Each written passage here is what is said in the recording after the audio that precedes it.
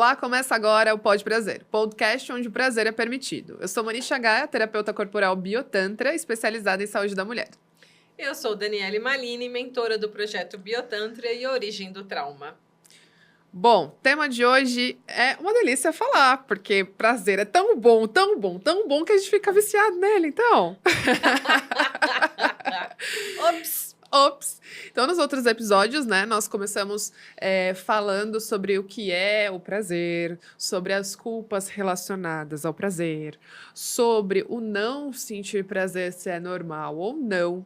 E hoje a gente vai falar da galera que sente tanto ou sente mais ou menos, que precisa sentir muito, né? Não é qualidade, quantidade, talvez, Dani? Como que funciona isso aí? Sentir não, mas buscar muito, né? Aham. Mas antes disso, vou dar outra cartilha de prazeres para vocês, para convidar para o segundo semestre que vai rolar a formação em Biotantra, onde o prazer é permitido, meu bem, com muito conhecimento, sabedoria e responsabilidade. E a origem do trauma para aprofundar, cavocar, para descobrir o que é que te impede de ter prazer nessa vida. Não é possível essa dor continuar. Então vem com a gente conhecer a origem do trauma e desmistificar tudo isso.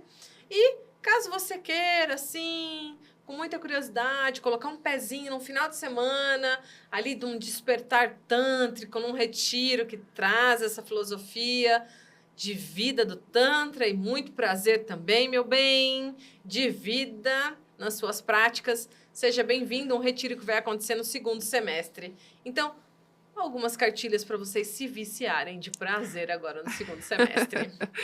De uma variedade, né? Afinal de contas, a gente estava falando de criatividade, né? Na hora de sentir prazer. Então, a gente percebe que tem várias coisas que nos promovem prazer hoje na sociedade, ou a sociedade tenta enfiar na nossa cabeça que sim. Então, desde lazer, alimentação, atividade física. Então, a gente percebe que tem esse tipo de vício por vários tipos de prazer. Mas quando se trata de sexualidade, no sentido de pulsação, né, de instinto erótico, de tudo mais. Existem pessoas, Dani, viciadas em prazer sexual? Bom, você está perguntando prazer sexual, Tá. ok? Mas vício em prazer existe e vício em prazer sexual existe. E vício sexual existe. Olha. Cada um tem uma janelinha, porque todo mundo adora colocar aquela história das caixinhas, do prazer santo, o prazer pecado. Então, prazer, ok? Prazer é prazer, como a gente já falou no último, mas existe sim, né? A história do prazer sexual está envolvido com o quê? Tudo aquilo, como você falou, que traz o ato sexual e gera esse prazer. Então, o que eu quero dizer é que tem essa ponte através do sexo, Tá. sexo oral, né, masturbatório. As diversas brincadeiras, né, e trocas. Exato. Eu sou viciada nisso, né? E aí, quando esse vício acontece? Eu quero toda semana. Meu bem, não é prazer. Quer dizer, não é vício, é isso. Eu quero 3 vezes por semana. Não é vício ainda. Tá. Quero todos os dias. Fale-me mais sobre isso. Quero toda hora. Não consigo trabalhar. A minha mente fica nesse estado, só pensando no prazer sexual. Eu tenho uma reunião, eu não consigo ir, porque eu vou lá pro banheiro me masturbar. Eu tenho que desenvolver, entregar algum trabalho, mas eu não consigo, porque eu tô aqui vendo pornografia para ter esse prazer. Ou eu tô indo atrás de relações para me dar prazer sexual. Eu não consigo mais desenvolver o meu cotidiano de uma forma saudável, porque isso me tira do centro e eu começo a ter uma compulsão, um vício sexual. Aí a gente começa a falar de patologia, de um vício patológico, de uma compulsão, na verdade, certo? E aí já entra na caixinha da ninfomaníaca, do ninfomaníaco. Tá, porque aí pra tirar a dúvida da galera já, né? Sim. Então, esse lugar que te tira de uma qualidade de vida, de você desenvolver seu cotidiano e ter outros prazeres e ter outras rotinas, aí a gente começa a falar do sistema patológico, tá? Mas Não cheguei nessa história do patológico, não é toda hora, mas eu preciso disso todo dia, seja à noite, fora do meu horário de trabalho, ou eu só preciso disso toda semana e é isso, é isso, é isso, é isso. Aí eu vou dizer assim, se você está nessa fixação de reconhecer que só o prazer sexual é o seu prazer e não existe nenhum outro lugar que você tenha prazer, de novo a gente vai falar, opa, vamos cuidar disso, vamos olhar isso, será que você não está colocando naquela caixinha do profano, né? Então a gente precisa, o que a gente já disse lá no primeiro episódio, trazer a compreensão do que é prazer. E eu acho interessante que eu vi esses dias, a gente estava falando sobre. Era um episódio falando sobre prazer masculino. E aí tinha aquela justificativa de que homem precisa ejacular todos os dias, porque é uma necessidade, porque dói, porque não sei o quê. Então, isso justificaria muitas traições, muitas puladas de cerca, muitas coisas, né? E aí eu vi um especialista também falando sobre isso, que não tem isso de que, olha, é uma necessidade todos os dias ejacular. Então, olha que bagunça, né? A gente vai condicionando o prazer a uma série de isso é natural, isso não é assim que tem que ser, ou porque é casado, tem o quê? Fazer sexo todos os dias. Parece que tem um manual, né, no inconsciente de que se você fizer tantos dias, esse casamento é bom, se você não fizer, já é um casamento ruim. Ou a pessoa, em uma fase, não tá sentindo prazer. Ah, mas eu já não gosto dessa pessoa. Então, você vê como tá bagunçada a nossa cabeça, né? A forma como a gente vai pro prazer sexual, propriamente dito. E se não corresponde a uma cartilha, nossa, até as relações acabam por causa disso, né? Então, mas qual será que é a raiz, então, Dani, da necessidade de ir de uma forma bem compulsiva, né, pro sexo? Esse vício, ele acontece, uma das explicações, ok? Existem várias percepções, mas uma delas é... Gente, quando eu tô naquele lugar onde eu acredito ali encontrar o meu prazer sexual e eu começo a pensar nas contas da casa, eu começo a pensar no problema, eu começo a pensar no chefe, eu começo a pensar não sei o quê, eu tô em qualquer lugar menos ali. Aí o meu corpo até pode funcionar, até eu posso gozar, vamos colocar assim, né? Mas sabe aquela coisa assim que você terminou e você fala, acabou, mas eu não senti o sabor, mas eu não comi isso ainda, mas isso não me deu prazer. Então, peraí, eu quero mais. Próximo. Sim.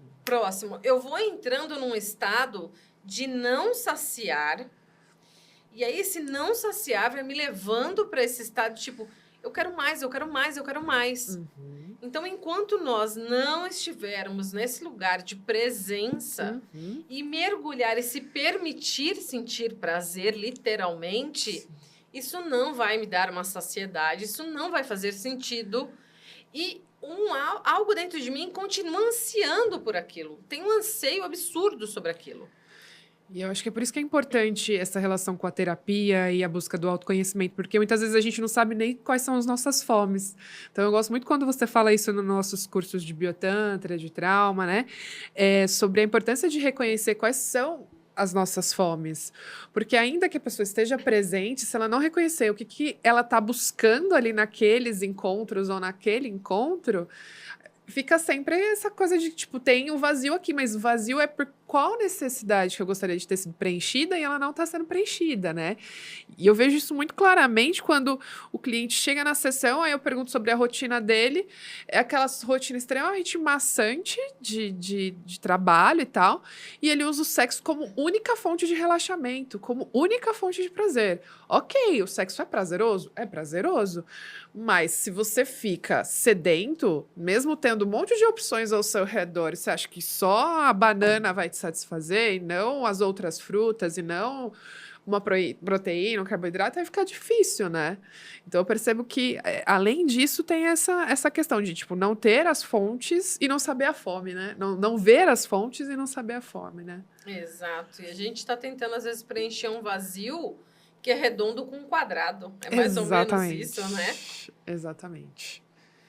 Mas e aí? Então, se eu não é só o sexo que pode sanar essa fome, né, de prazer.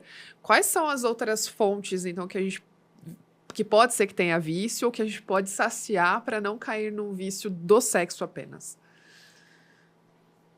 Na nossa sociedade se sabe que o açúcar é extremamente viciante, ok? Né? Ele, na sua composição, literalmente é um comparativo até em estudos, a gente pode ver científico, a cocaína, Nossa. né? Então, ele gera prazeres, picos de prazer de serotonina, dopamina, enfim, no nosso organismo. Só que ele faz um pico muito alto e rápido, só que a queda no organismo também é rápida. E aí eu entro num estado de baixa, vamos colocar assim, eu entro num ápice de prazer, mas a queda é tão rápida que eu entro num estado depressivo que me faz buscar de novo esse prazer, né? Então, algumas coisas quimicamente na nossa sociedade, estruturada, por exemplo, os doces, né? Não saudáveis, vamos colocar assim, porque hoje em dia já existe uma cartela de coisas mais saudáveis, sem açúcar, por exemplo, que quimicamente dentro do meu organismo gera esse lugar, tipo, de novo, eu quero sentir esse ápice do docinho, eu quero sentir esse ápice desse prazer, literalmente.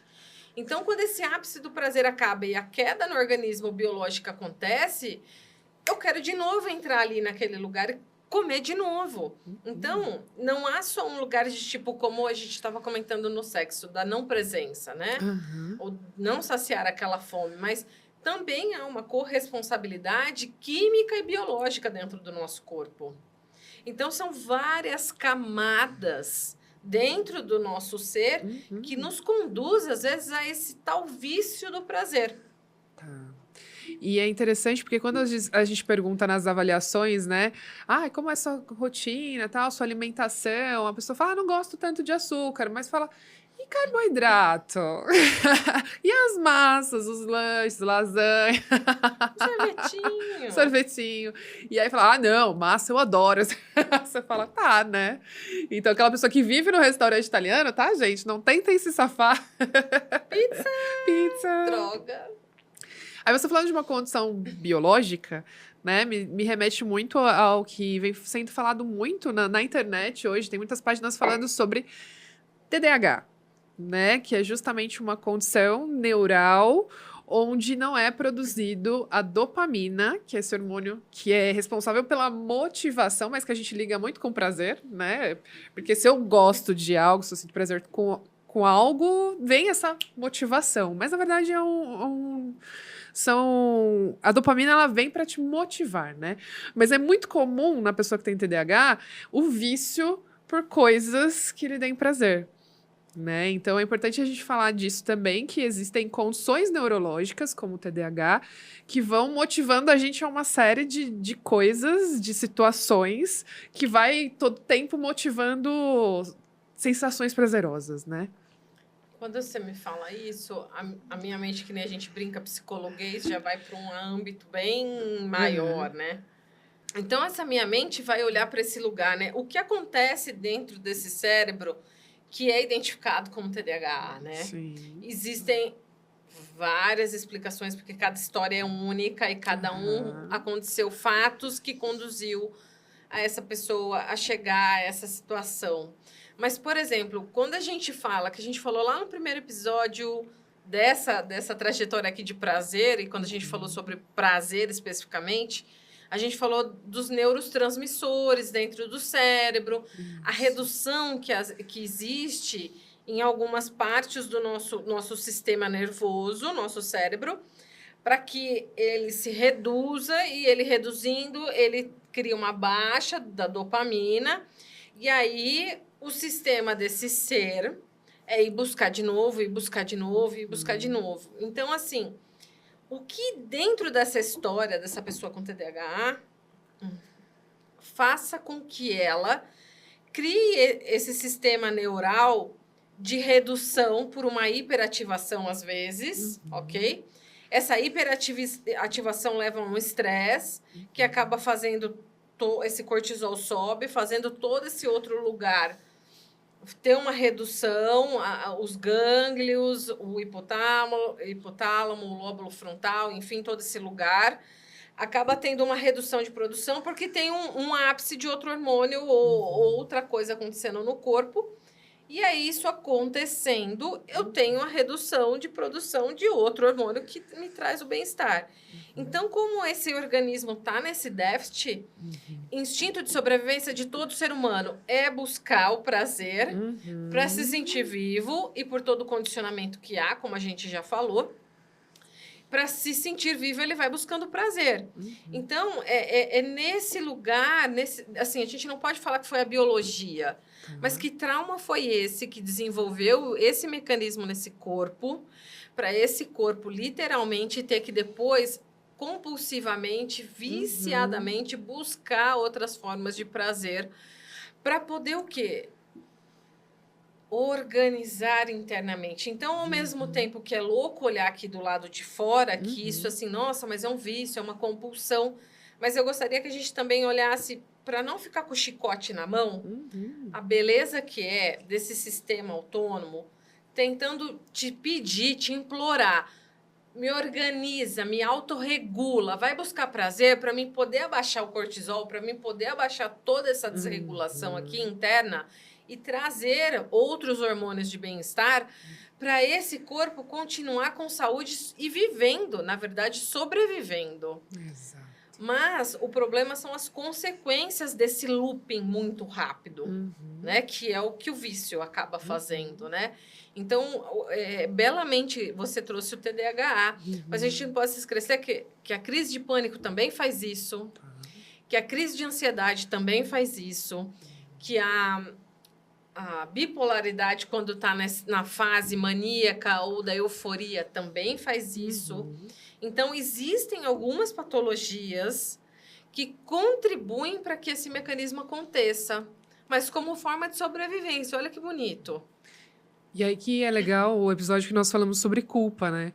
Porque se a gente consegue entender isso e respeitar que é uma autorregulação e começa a entender novas fontes de prazer, você fala, ok, tá tudo bem, hoje eu preciso desse chocolate.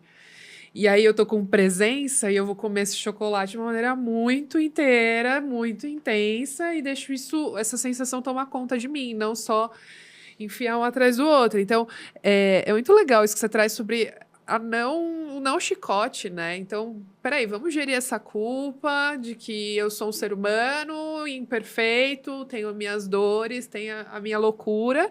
E eu vou dançar com ela, né? É o que nos resta, porque é tanta pressão já que o trauma, né, registra e deixa lá as suas consequências que ficar... É até uma retraumatização, a gente pode falar isso? Sim. Toda vez que ele aparece, eu fico fazendo esse campo de pressão. Eu mesma me retraumatizo. Sim. E o que você fala me leva para um lugar também, né, de análise, tipo, quando acontece. Tá, eu não posso mais... ficar na compulsão do doce. Não posso mais ficar na compulsão do chocolate.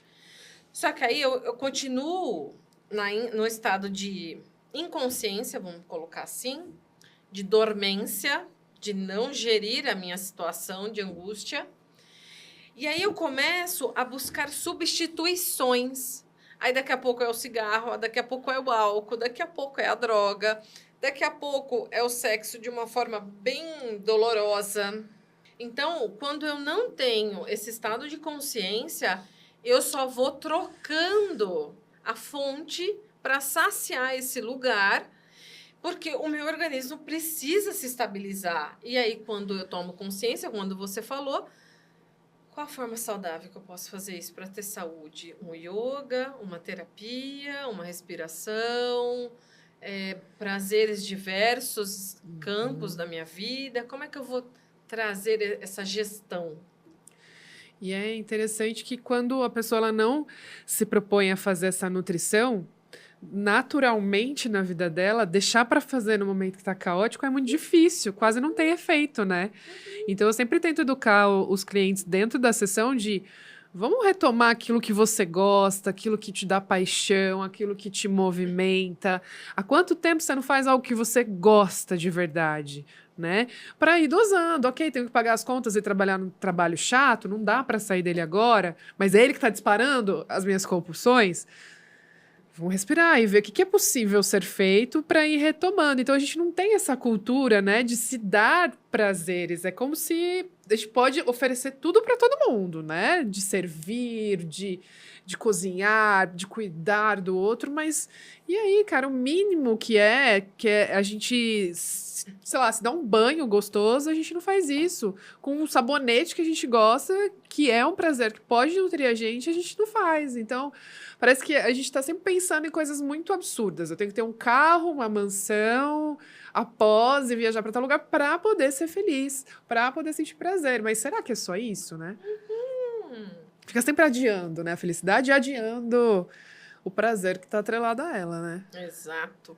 O que você me traz assim também é o quanto o que a gente falou no episódio anterior sobre culpa não permite a sensação desse prazer, não permite essa saciedade acontecer, enquanto a gente não se aprofundar e se saciar com pequenos prazeres, dar essa permissão de acontecimento, o nosso sistema não vai se regular, isso a roda vai continuar gerando. Então, e eu vou seguindo padrões daquilo que me disseram que é ter prazer. Se você servir, se você se submeter, nossa, me lembrei agora. Essa eu preciso falar. Rápido, rápido, rápido. Esse encaixe é maravilhoso. Eu me lembro de um cliente uma vez, ele chegou no consultório, ele disse assim, olha, moça, me disseram que se eu passasse de ano na escola, eu ia ser um bom moço, eu ia ser amado e eu ia ser feliz. Eu ia ter prazer nisso. O que eu fiz? Toda a fase... Eu vou falar esse termo, gente, porque eu sou antiga e a pessoa também era da minha quase idade aqui, ó, e falava isso. Se eu passasse no ginásio, se eu passasse no colegial, eu ia ser o cara, ia ter prazer nisso. Mas depois eu teria que fazer a faculdade, e se eu fizesse essa faculdade, eu ia ter prazer. E aí eu fiz a faculdade, mas eu não encontrei o prazer até agora nessa jornada. Daqui a pouco me disseram que é porque eu teria que fazer uma pós. A pós e arrumar um emprego tal, na empresa tal, ser assim o cargo top.